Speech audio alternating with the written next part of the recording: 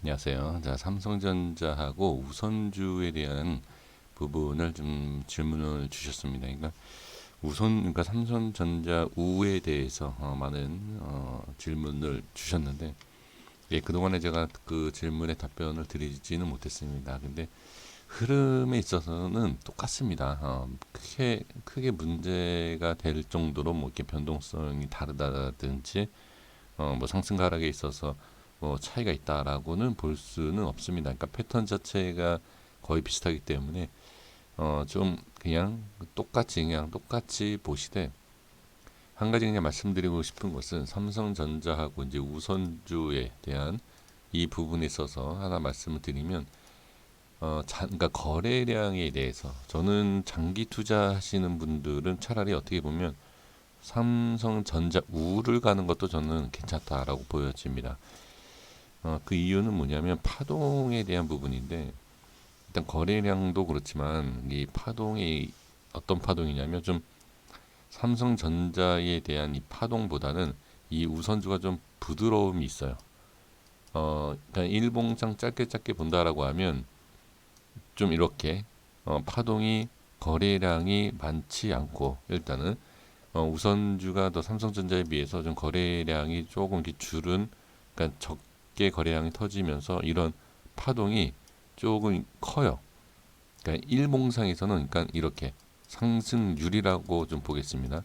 이런 부분이 약간씩, 예, 그러니까 조금씩 좀 차이가 있습니다. 하지만 장기로 봤을 때는 상승률이 대체로 좀 큰 편입니다. 자, 그러니까 어떤 내용이냐면, 자, 예를 들어서 10년을 두고 본다라고 했을 때, 자, 지금 삼성전자가 대략 몇 프로 상승했는지 보겠습니다. 자, 여기 대략 지금 600%거든요, 이게. 자, 여기까지만 볼게요. 17년도, 예, 여기 고점을 보면 대략 600%인 것을, 예, 확인을 할 수가 있습니다. 자, 그리고 우선주로 볼게요.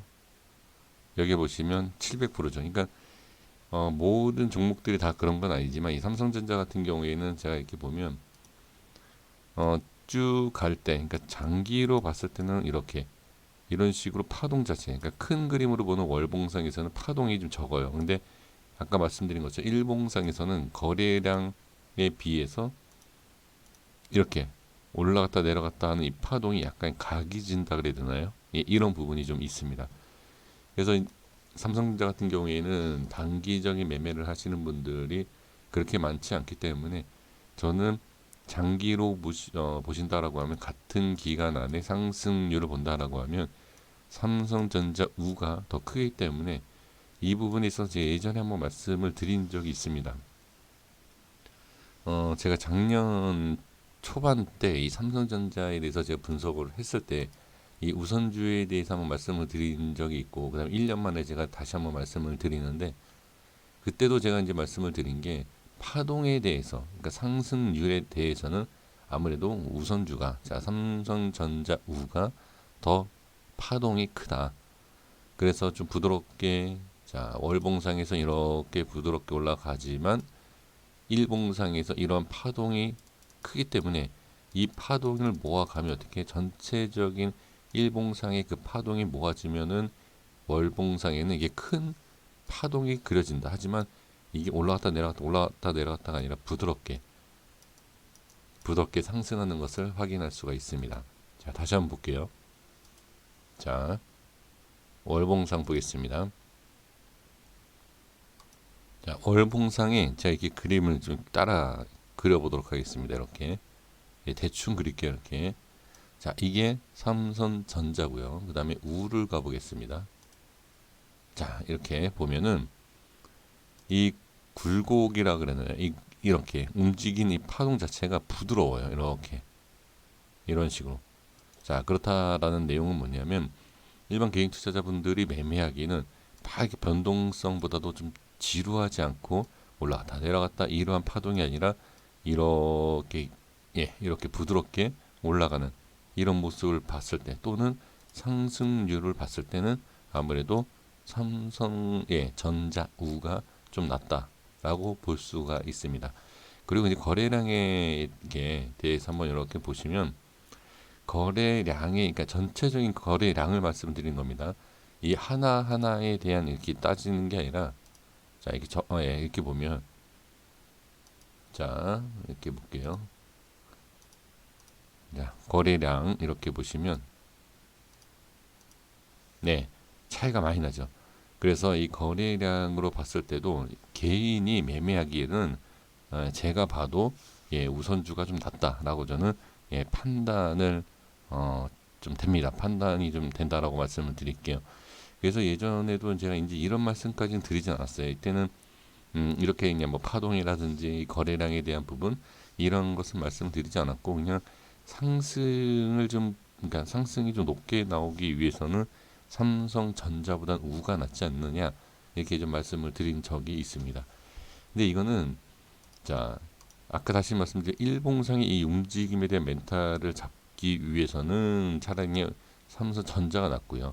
그 다음에 이것을 이겨내고 어느 정도 변동성을 그냥 무시하고 삼성전자가 올라갈 것을 알고 따라간다. 따라가는 모습을 보면서 그냥 매매하고 싶다라고 하면 저는 우가 낫다. 지금도 마찬가지입니다. 근데 자 여기에서 주의할 점이 뭐냐면 삼성전자가 올라간다. 올라가는 모습을 봤을 때는 당연히 우가 낫지만 빠졌을 때는 어떻게? 당연히 우가 더 안 좋죠. 그러니까 여기에서 자 그냥 이게 삼성전자가 자 8만 원, 9만 원, 8만 원, 9만 원 간다. 그러니까 바로 가면 상관이 없지만 밀렸다 간다라고 할 때 이 밀리는 파동에서 어떻게 아무래도 올라갔던 상승률이 크면 하락할 때는 어떻게 하락률도 클 수 있지 않겠습니까? 그것을 생각을 하셔야 된다는 겁니다. 그 부분. 그렇기 때문에 이것을 견뎌내고 확실성이 있어야 돼요. 삼성전자가 지금보다 훨씬 좋은 자리까지 올라간다라는 확실성이 있는 분들 같은 경우에는 자, 더 큰 상승을 보겠다라고 하면 우를 들어가서 거기에서 빠지는 것도 견뎌야 되고 올라가면 올라가는 것도 우리가 자, 리스크가 크면은 그러니까 상승률이 큰 종목을 리스크도 같이 크다라고 우리가 예상을 하고 매매하지 않습니까? 그러니까 똑같습니다. 그러니까 나한테 그러니까 올라갈 때만 유리하면 그게 어떻게 보면 상당히 이기적이죠. 올라갈 때도 유리하면 당연히 빠질 때도 위험한 것은 당연한 겁니다. 이 부분만 확실하게 아시고 그다음에 파동이 있어서 제가 말씀을 드렸지만 빠졌을 때, 올라갈 때는 당연히 파동이 크면 잘 버티고 더 좋아할 수 있지만 빠질 때는 또 반대입니다. 파동이 크면서 이렇게 쭉 빠지면 당연히 그러니까 견디는 게 쉽지는 않을 거다라고 저는 판단이 됩니다. 자, 그래서 이 부분만 확인하시면 좋을 것 같습니다. 자, 삼성전자에 대해서는 뭐 우선 우가 낫다 아니다 이것을 얘기할 수 있는 부분은 없습니다. 당연히 없고요. 그 부분이 아니라 어떤 차이가 있는지 물론 이거는 제가 이제 기술적인 부분 차트와 거래량과 이제 단순히 상승률에 대한 부분 자 그리고 삼성전자뿐만이 아니라 다른 종목들도 이거랑 완전히 그나마 삼성전자 같은 경우에는 비슷한 움직임 하지만 상승률은 좀 차이가 있었죠. 다른 종목들 뭐 대형주도 그렇지만 좀 작은 종목들도 보면 우선주가 어떻게 확실하게 튀는 경우가 좀 보이긴 합니다. 그죠? 잘 아실 겁니다. 그러니까 그 차이예요. 그러니까 삼성전자만 갖고 얘기할 수 있는 것이 아니라 다른 종목들도 그렇게 그냥 보시면 된다. 그래서 주의할 거는 하락할 때 이게 좀 위험하다.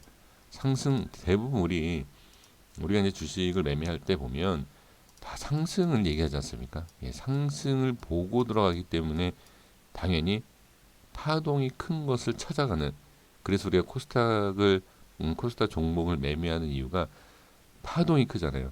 상승률도 크고 파동이 크기 때문에 짧은 기간 안에 그렇죠? 그것 때문에 우리가 코스닥 소형주를 매매하고 하지만 올라갈 때만 그렇게 생각하지만 빠질 때는 또 어떻게 그렇죠? 코스닥 소형주가 상당히 또 하락률이 크지 않습니까? 작은 악재만 떠도 그냥 급락하는 그런 부분. 그러니까 그러니까 그렇게 똑같이 좀 생각을 해 주시면 될 것 같습니다. 그러니까 기술적으로 뭐 삼성전자 우가 어떻게 움직일 거냐라고 보시는 것보다는 그건 내용은 이제 일단 삼성전자를 같이 그냥 따라간다라고 보면 되지만 어떻게 나중에 수익률과 하락률 그리고 잔파동 이 차이에 대해서만 잘 파악하고 매매하시면 전혀 문제가 되지 않는다라고 저는 보여집니다. 간단하게 삼성전자에 대해서도 하나 추가로 말씀을 드려본다라고 하면 기본적인 기술적인 부분에 있어서 자 우리가 이동평균선을 좀 봐야 된다. 왜? 자 개인이 많이 있기 때문에 하지만 이동평균선을 보는 것도 중요하지만 잘못 확인하면 어떻게 별로 좋은 그림이 나오지 않죠. 그러니까 이 위험한 것을 그러니까 이동평균선을 기본적으로 매매를 하시되 어떻게 거기에 대한 적용이 제대로 잘 안 된다라고 하면 확실하게 손절 또는 그냥 어디를 잡으시던 장기로 보실 분들은 그냥 적절하게 분할로 이렇게 매수를 하는 게 가장 좋고 그 다음에 또 시장 자체가 미국 증시에 대한 영향이 분명히 있기 때문에 갭상승과 또 갭하락에 대한 부분 갭상승이 어디서 갭상승을 하고 갭상승을 한다 그래서 또 무조건 좋은 게 아니라 다음 시장에서도 갭하락이 되는 이런 특징 시장에 대한 특징만 파악을 하신다라고 하면 제가 봤을 때는 이렇게 매매하시는데 크게 어려움이 없지 않을까 싶습니다. 여기까지 하겠습니다. 구독과 좋아요 부탁드리겠습니다. 감사합니다.